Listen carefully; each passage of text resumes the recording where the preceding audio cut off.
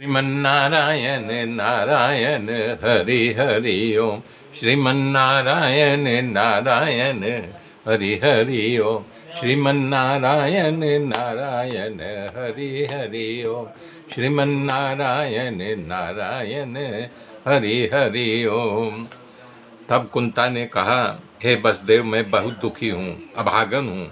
हे भाई, मुझे इस बात का बहुत दुख होता है कि मैं दुख के दरिया में डूबी हुई थी। इससे बड़ा दुख मेरे जीवन में और क्या हो सकता है।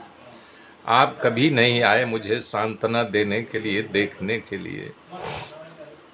अरे जब भगवान ही हमारे विपरीत है, प्रकृति हमारे विपरीत, तो आप कहाँ से आते मेरे सहभागी बनने के लिए, मेरे दुखों को दूर करने के लिए। तब वसुदेव जी बोले कि हे बहन, मैं भी दुख की दरिया को पार करके बाहर निकला हूँ, मुझे और दुख मत लगाओ। सब दुख सुख भगवान के अधीन होता है, भगवान ही सबके सहायक होते हैं। तुम चिंता मत करो बहना, अब दुख का समंदर हम लोग पार कर चुके हैं।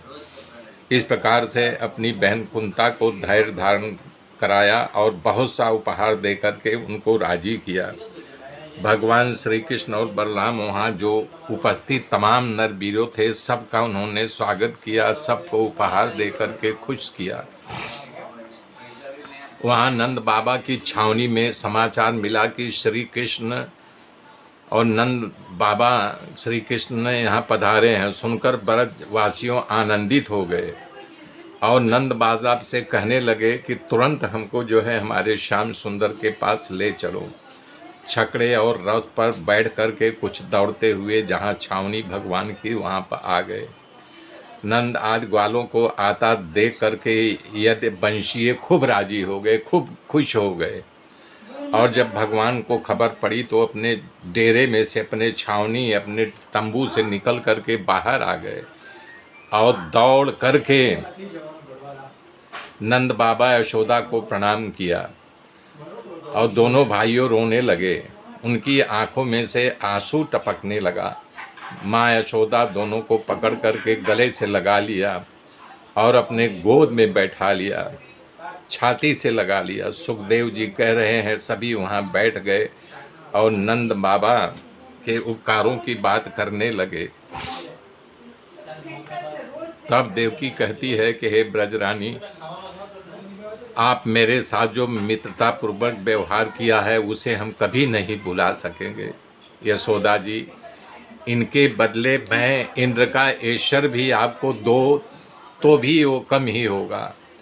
हम अपने बच्चों को, या हमारे बच्चे हमको देखे नहीं थे, तभी से हमारे बच्चों को तुम जैसे पलक पुतली की रक्षा करती है उसी प्रकार से तुम इनका जतन किया, इनको पाल पोष करके बड़ा किया। हर ढंग से इनका जो है बात मानती रही। ये बात चल रही थी, भगवान श्री कृष्ण बलराम नंद यशोदा के गोद में बैठे थे। तभी उनके सामने गोप और गोपियाँ बैठे थी जो अपलक उनको निहार रहे थे। तो भगवान कृष्ण समझ गए कि ये मुझ में समा गई हैं, इसलिए गोपियों से कहा चलो हम लोग थोड़ा घूम के आते हैं। ऐसा कह करके प्रभु गोपियों को दूर ले गए। सारी गोपियाँ उनको भेंट पड़ी, छाती से गले से लग गई।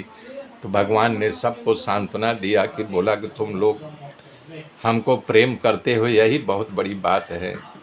हे गोपियाँ, इस संसार के प्रारब्ध का खेल है, कौन कब कहाँ बिछुड़ता है, कब मिलता है, सब प्रकृति के अधीन है। यही भगवान की माया है। इतना पर्याप्त है कि तुम लोग हमें प्रेम करते हो, इसलिए मेरे लिए संसार में कुछ नहीं, मैं ही सर्वत्र दिख रहा हूँ। तुम में, इसमें, उसमें, जहाँ देखो मैं ही हूँ। मैं, मेरे में जो प्रीति करता है, समझ लो एकता में अनेकता होती है, मैं सब में दिखाई देता हूँ। मेरे मित्रों, मेरे साथ जुड़े रहिए। आगे की गाथा फिर कल जोड़ूंगा। तब तक के लिए जय श्री राम।